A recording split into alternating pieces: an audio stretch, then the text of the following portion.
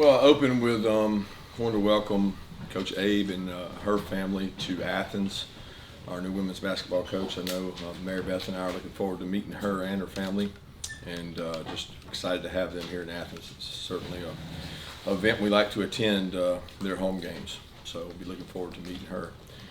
Today we finished up practice number 8, I believe, and we'll have 9 Saturday. It'll be our first scrimmage. Thought our guys really competed today. That was the challenge, to have about a 2-hour session before the scrimmage and get better.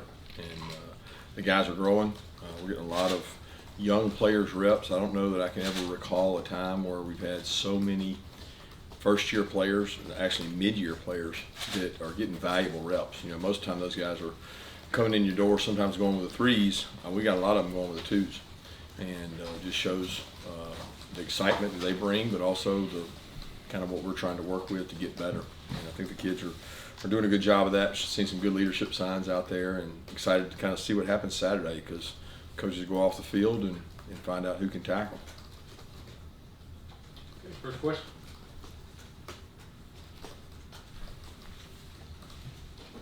You said you saw good leadership signs out there. Can you get any names about anyone stepping up? Yeah, I think we got a lot of guys stepping up. I think Pop's doing a great job stepping up.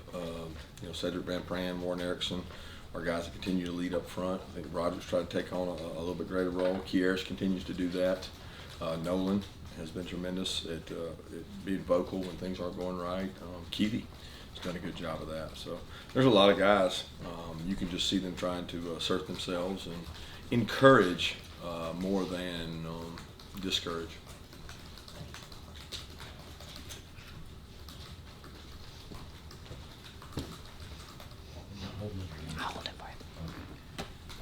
Coach, obviously we were able to see you get in some punt work. Was that Thorson going on some of that and some of those kicks? And can you talk a little bit about that whole style of play, style of punt? Is that something you're eager and trying to instill? Is that still got to get figured out? I don't know what you mean by style of punt. Australian rule style, though it looked pretty straightforward. Yeah, it's just punting. It's just punting. There's nothing special about what he's doing. So I think when you think of Australia, you think of rugby punt, where they roll and punt. But you know, from obviously watching it, he can do that, and that's something that we'll explore. But that's not what we're working on right now. We're just working on our different protections, different looks, checking protections.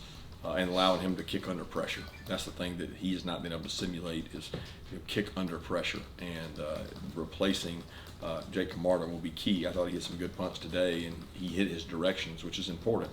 If you got to punt left, you got to hit it left. If you got to punt right, you got to hit right. We call it our field zones, and I thought he did a good job of doing that. So far this spring, he's been a pleasant surprise. You know, he's probably not where Jake was last year, but he's done a really good job. He's had a smooth transition.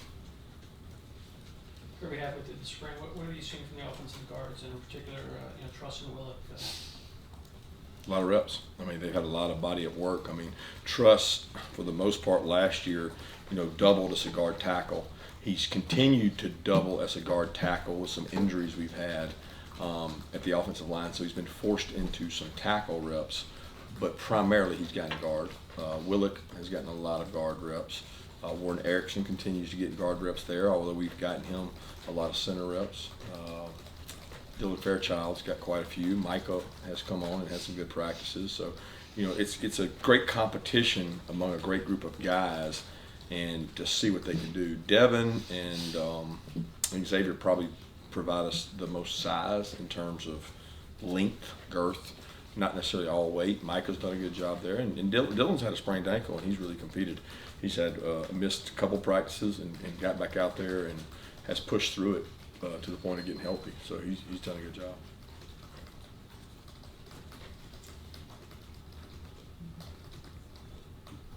Kirby, looking at Saturday's scrimmage, just from the quarterbacks as a whole, what do you want to see from the group, the things you're looking for from the scrimmage? It never changes with the quarterback, guys. You could come here in 10 years from now, it's going to be the same thing as it was last year. It's decision-making, accuracy, leadership, intangibles. I mean, great quarterbacks are accurate, and they make good decisions. And if you can make good decisions and be accurate, and you got good football players around them, then you're going to be a pretty good football player. I want to see them execute the offense, lead the offense, make plays with their feet when things break down, things that are difference makers for them, and overcome mistakes, because there'll be some adversity out there. But the good thing is that those guys get an opportunity to do that every practice. Sometimes in a scrimmage, you don't even get put in bad situations. In practice, we're going to manufacture tough situations, and they get to do those. Hey, Coach, being that Arik missed, last year, kind of where is he from a physical standpoint at this early point in time? The biggest hurdle for him has been the conditioning level. I think that's the biggest thing, is like learning the playbook and the conditioning level. Catching balls, that's not like he can catch balls. He's a good athlete. He came back a little heavy, and he admittedly would tell you that. He's done a tremendous job of being in our cardio club and dropping weight.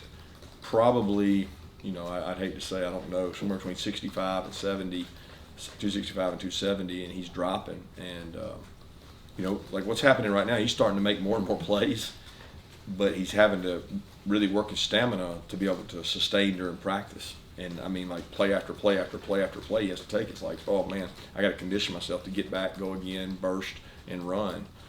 But I've been, pleased with Brett, and Oscar have taken a tremendous load on. Have gotten a lot of reps. Kirby, you mentioned Broderick Jones as a guy that's become more of a leader. Just how much has he developed in that regard, compared to this time last year, and how much do you think the playing time he got last season, especially in the national championship game, has helped in that regard? Well, I think confidence has helped, and I think he learned from some really good leaders. Jamari and who am I missing there? Sailor, Jamari and Justin. Both those guys were great leaders. I think he learned a lot from them. He has to continue to learn to. You got to be productive and physical yourself. The one thing about those two guys, they were extremely physical. They enjoyed the contact part. The run game came easy for them.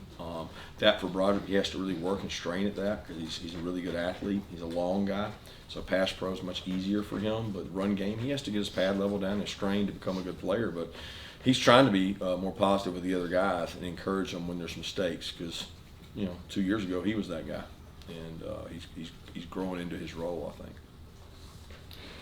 Back on Arik, you mentioned him with the tight ends, and I was listed as wide receiver when he came here. I know it. How much does that not matter because of how tight ends are used nowadays? But what is the thinking with Arik with the tight ends, and where do you see him? Well, we just think he's a tight end. I mean, at the end of the day, it's last year. It was probably a greater deficit. It was something that he wanted to be more wide out. He also was much lighter, so he's a little heavier now. He's more physical now. He's a tight end. That's what he's probably going to develop with us. There's a certain requirement as a receiver it takes to play receiver in terms of stamina, running every play, going to cutoff block. At tight end, our tight ends are receivers. They do play receiver, but they don't go out all the time, split out wide, and that's something that he was having to do. And he's comfortable in the role he's in right now, and he's really he's got a ways to go. He has not arrived, but he's come so far from not being able to execute a play to being able to execute a play, know what to do, and then hurry back and get the call on the next play and line up. I'm just proud of the way he's fought to learn it. He's fighting stamina out there because he's taking so many reps, and I'm really just pleased with his growth. You commended Dominik Blalock before about how he's handled the last 2+ years with the injuries and him coming back. What do you think has allowed him to handle that as well as he has? Oh, he's wired the right way. This kid came up tough. He's had 2 older brothers that helped, toughen him up. He didn't grow up soft. He's not afraid of contact. He never complains. He just doesn't complain. And if anybody has something to complain about, it'd be him. All he does is work. And, he's probably still not to his electric in terms of vertical speed, but he's really savvy route runner. He does really well in the slot. He just made a play in 2 minutes. It was a big play, a diving catch that set the offense up to win a 2-minute situation.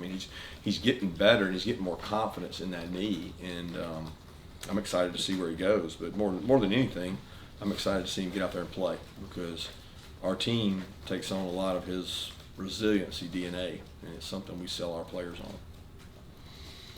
Kirby, I was talking with Jim Nagy about how your program's progressed and how you've kind of put your fingerprints all over how it's changed. I guess he said put your spin on it. Can you give me an example or anecdote of maybe how things have changed since you've taken over the program, or different ways maybe you've kind of evolved this program from where you started?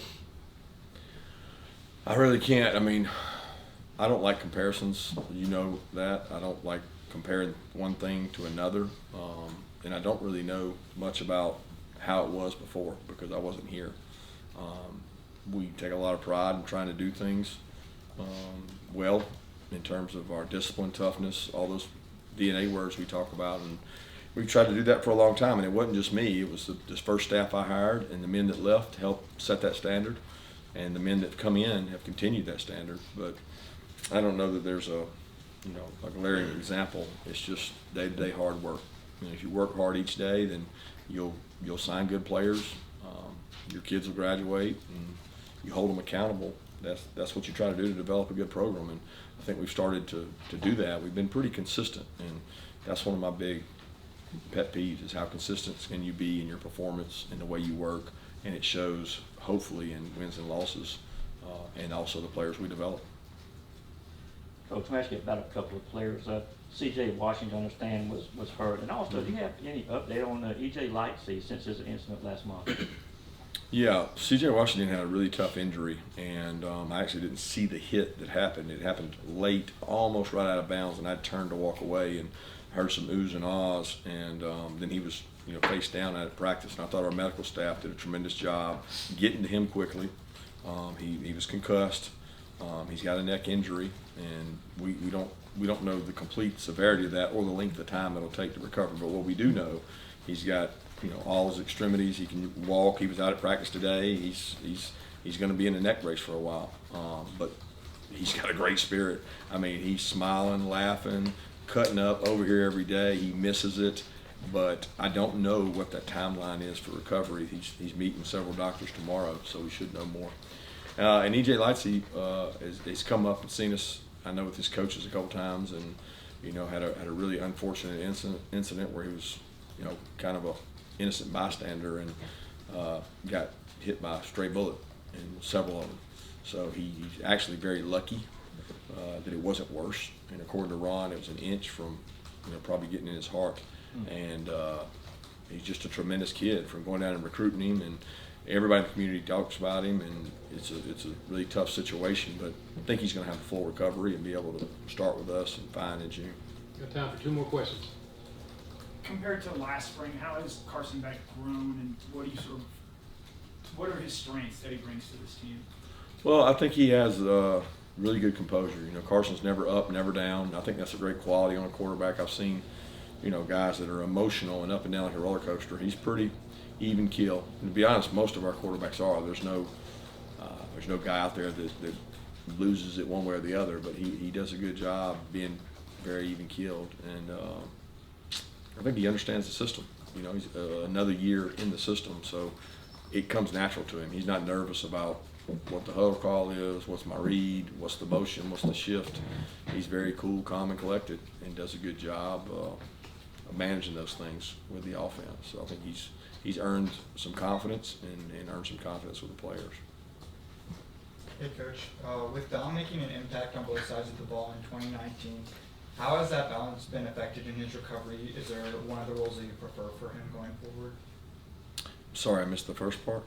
How has that balance between playing the offense and the special teams been impacted in his recovery? Yeah,